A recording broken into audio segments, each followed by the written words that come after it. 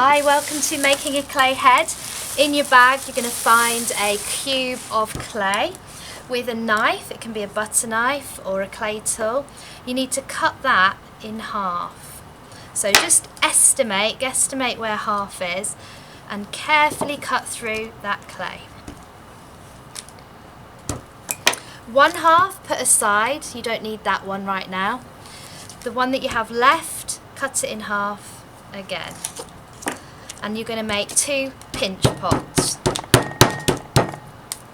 First of all, knock the corners off. You're trying to make a sphere. Use your thumb to pinch and scrape across the clay if you have any creases.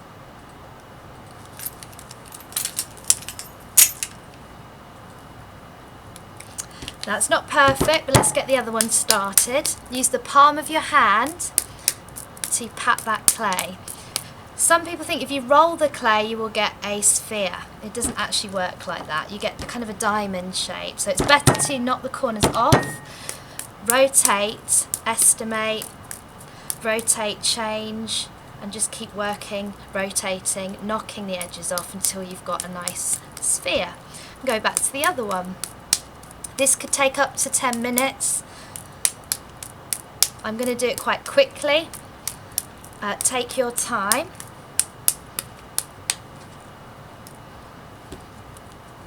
Check by looking down low, they should be similar size. And from the sphere, you're going to make a pinch pot. We're going to use your thumb. Don't push it all the way through, just over halfway through. There's a nice thick base there, about 1 inch of clay is left, about 1.5 centimeters. And start rotating and squeezing.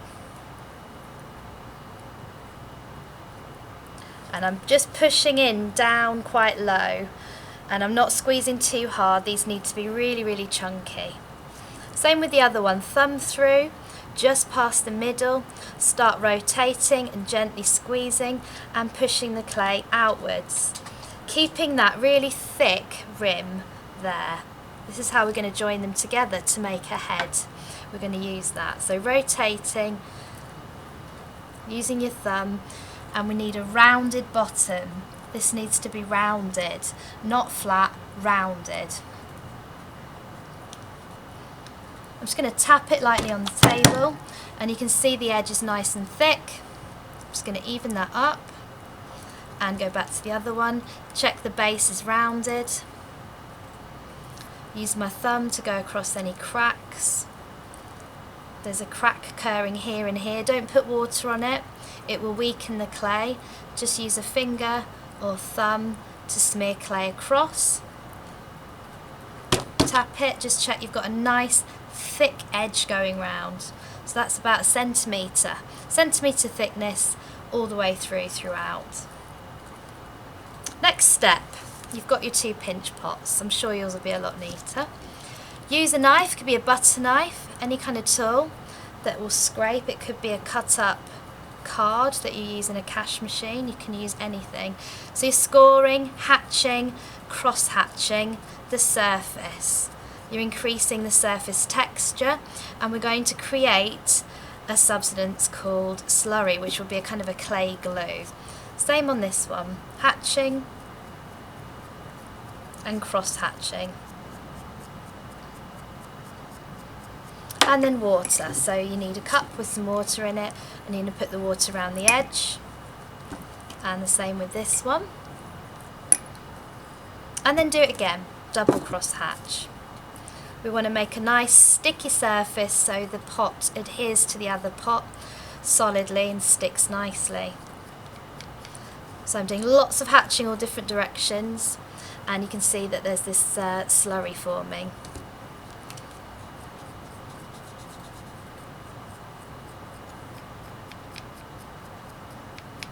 A bit more water. To join them together, in fact you don't want your hands as wet as mine, I'm just going to blot my hands on my piece of paper. You are going to need a plate at some point to keep your work on. You may want to work on a plate if you're at home, with a mat down or a piece of paper. At college you will have a mat. Take your 2 pots and press together and gently rotate and press. They should eventually stop moving. I mean, don't twist them too hard.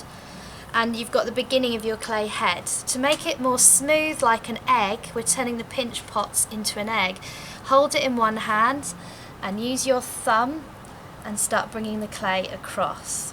We can still see an indent there, but it is going to go. If you prefer, you could scrape across with a tool.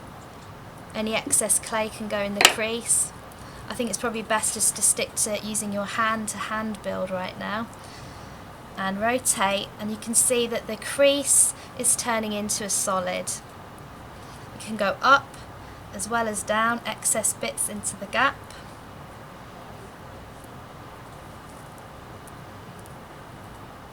And adding in clay in the creases. So we're getting the beginning of the clay head occurring.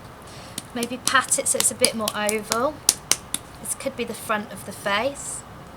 This could be eyes, nose, mouth, that kind of proportion. And just keep smoothing. Now lastly, use a bit of your excess clay and create a sausage. Both fingers, squeeze it, roll it. Squeeze and roll. And then twist it round so you've got a little circular bracket and your clay head can just sit nicely on top here.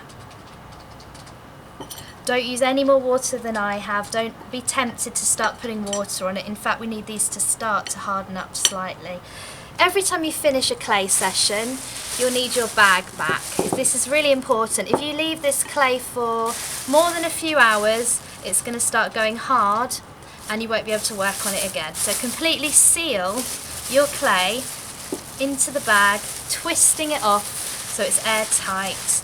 You can even do it again. You've got a nice big bin liner and you can keep that on your plate ready for the next session.